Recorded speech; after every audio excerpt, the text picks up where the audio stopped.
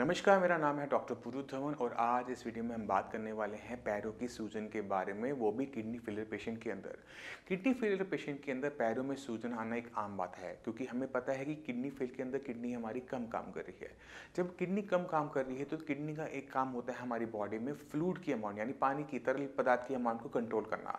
तो अगर किडनी काम नहीं कर रही तो ये तरल पदार्थ हमारी बॉडी से प्रॉपर तरीके से बाहर नहीं जा पाता और ये थोड़ा थोड़ा करके हमारी बॉडी में इकट्ठा होना शुरू हो जाता है और जैसे जैसे ही इकट्ठा होगा ग्रेविटी की वजह से ये आपके पैरों में इकट्ठा होना शुरू होगा। अब इससे बहुत सारी कॉम्प्लिकेशन और आनी शुरू होती हैं। अगर आपके पैरों में पानी भर रहा है तो सबसे पहली चीज़ आपकी बॉडी में फ्लूइड की ओवरलोडिंग हो रही है, यानी आपकी बॉडी में फ्लूइड ज़्यादा है, पानी की अमाउंट ज़्यादा है, जिसकी वजह से हमारे हार्ट को एक्स्ट्रा पंप करना पड़ता है, बीपी हाई बना रहता है पहली चीज़। दूसरा नुकसान क्या होता है कि जब हमारे पैरों में पानी भर रहा है, जब हम लेटते हैं तो क्या होता है ये पैरों में भरा हुआ पानी ऊपर की तरफ आना शुरू हो जाता है। सोते समय क्या होता है कि 2-3 घंटे बाद ये पानी आपके फेफड़ों में भरना शुरू हो जाता है और आपको डूबने जैसी फीलिंग देता है, आपको घुटन सी महसूस होती है, आप एकदम उठ के बैठ जाते हैं और जब बैठते हैं तो ये ठीक होना शुरू हो जाता है। तो ये दिक्कत आनी शुरू हो जाती है उन पेशेंट के अंदर जिनकी पैरों के अंदर पानी भर रहा है। अब सवाल ये उठता है कि ये जो पानी हमारे पैरों में भर रहा है किन किन कारणों से भरता है। तो जब भी कोई पेशेंट साइंस इंजीनियरिंग मुझसे मिलने आता है तो सबसे पहला काम हम क्या करते हैं, हम सबसे पहले उनका थायराइड चेक करवाते हैं, क्योंकि थायराइड एक ऐसी बीमारी है अगर किसी पेशेंट को है और साथ में किडनी फेलियर है तो भी उनके अंदर सब कुछ ठीक होगा बट पानी भरेगा। तो पहला काम किडनी फेलियर के हो मगर थायराइड का टेस्ट जरूर करवाओगे। ये थायराइड का टेस्ट पैराथायराइड नहीं है, ये पीटीएच नहीं है, ये टीएसएच का टेस्ट है। अगर आपकी बॉडी के अंदर थायराइड स्टिमुलेटिंग हार्मोन जिसे हम टीएसएच कहते हैं वो बढ़ जाता है तो भी बॉडी के अंदर फ्लूइड की ओवरलोडिंग देखने को मिलती है। तो हम सबसे पहले रूट आउट करते हैं एक और बीमारी को, टीएसएच को। अगर आपका टीएसएच ठीक है, थायराइड प्रोफाइल ठीक है, यानी ये जो आप पानी भर रहा है ये सिर्फ एक कारण से भर रहा है, वो है किडनी। अब किडनी में क्या दिक्कत में क्या होता है कि किडनी की प्रॉब्लम के अंदर बॉडी में से प्रोटीन बाहर लीकेज होनी शुरू हो जाती है। आपकी रिपोर्ट देखेंगे, केएफटी देखेंगे, अपना टोटल प्रोटीन देखेंगे तो टोटल प्रोटीन की अमाउंट आपको नॉर्मल से कम मिलती है। अगर आपकी बॉडी में टोटल प्रोटीन कम है तो उससे क्या होता है कि खून के अंदर प्रोटीन है, अब प्रोटीन अगर उसमें से निकाल दोगे तो खून बहुत पतला हो जाता है। पतला होने की वजह से वो आपकी जो वेन्स हैं, आपकी जो आर्टरीज हैं, उनमें से निकलकर फ्लूइड निकलकर आपके पैरों में भरना शुरू हो जाता है, स्वेलिंग आनी शुरू हो जाती है, एडिमा हो जाता है, पैर दबाने पे वहाँ पे गड्ढा बन जाता है। अब अगर आपकी बॉडी में प्रोटीन की डेफिशिएंसी है क्योंकि आपके यूरिन में प्रोटीन बाहर जा रहा है और अगर आप प्रोटीन बंद कर देते हैं कि किटनिन इससे बढ़ता है या किसी डॉक्टर ने बोला कि आप सिर्फ घिया दो टिंडा खाओ कुछ मत खाओ, तो ये जो कॉम्प्लिकेशन है पैरों में पानी भरने की, फेफड़ों में पानी भरने की, बढ़नी शुरू हो जाती है क्योंकि बॉडी के अंदर प्रोटीन की डेफिशिएंसी है, खून पतला है। जब तक खून अपना दोबारा से अपना डेंस नहीं होता तब तक हमारी आर्टरीज, हमारी वेन्स उसको होल्ड नहीं कर पाएंगी, उसे संभाल नहीं पाएंगी।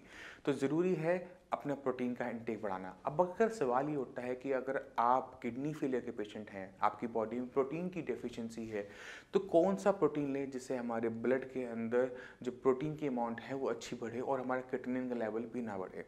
अब ऐसे पेशेंट के अंदर हम देते हैं लो डेंसिटी प्रोटीन, क्योंकि प्रोटीन की भी दो टाइप हैं, एक है हाई डेंसिटी प्रोटीन, एक है लो डेंसिटी प्रोटीन।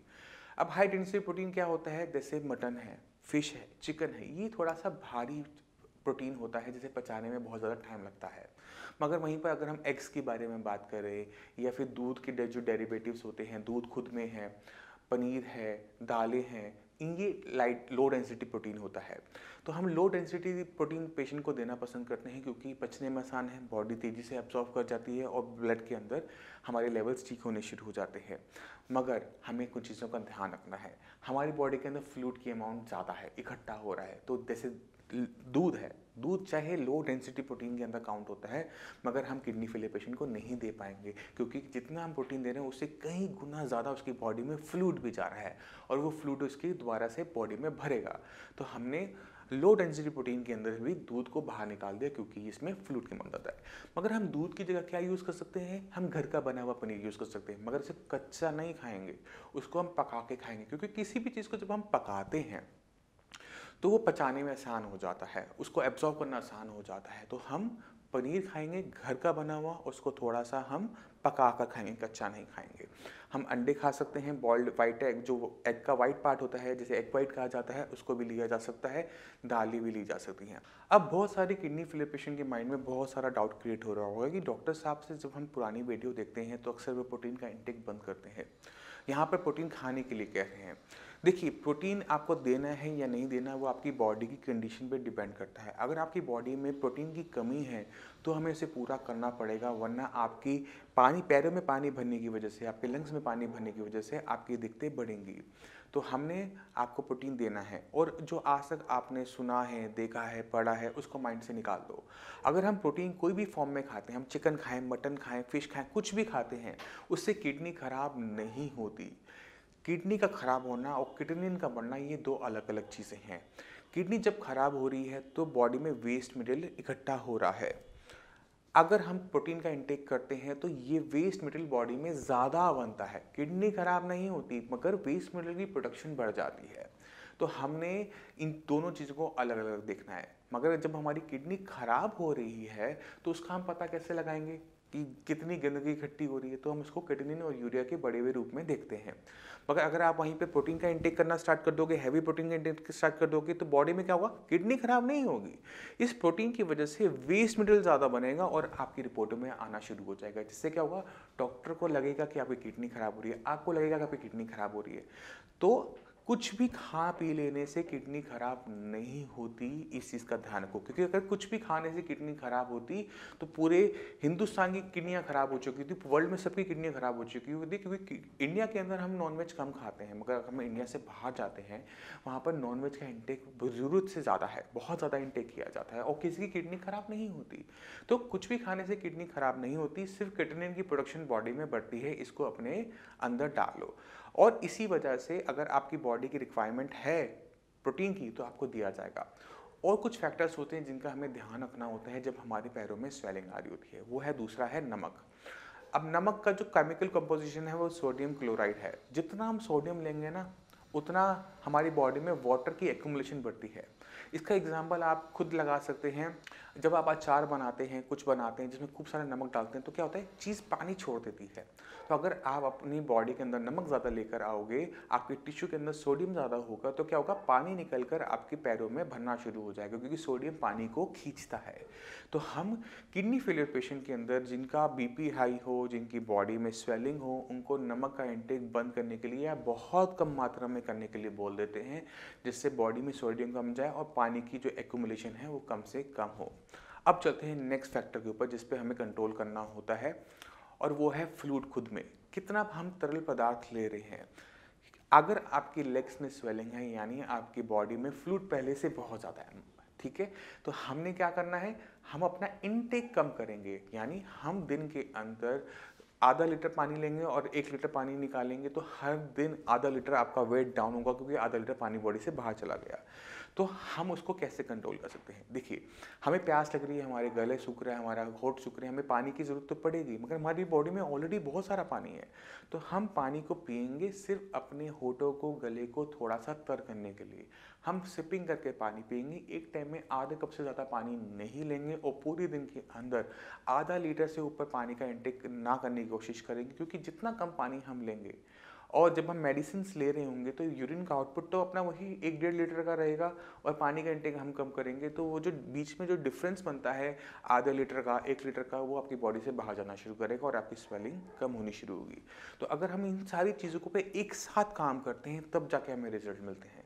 तो अगर आप किडनी फेलियर के पेशेंट हैं, आपको स्वेलिंग हो रही है, तो सबसे पहला काम आप कुछ टेस्ट करवाएंगे। पहला आप क्या करवाएंगे? थायराइड प्रोफाइल करवाएंगे। उसके साथ आप अपना ब्लड के अंदर टोटल प्रोटीन चेक करेंगे कि एल्बुमिन कितना है, ग्लोबिन कितना है, टोटल प्रोटीन कितना है। तो आपको उससे बहुत क्लियर कट आइडिया मिल जाएगा कि किस कारण से आपको ये दिक्कत आ रही है। कहीं इसके पीछे थायराइड तो नहीं, कहीं इसके पीछे प्रोटीन की डेफिशिएंसी नहीं तो नहीं।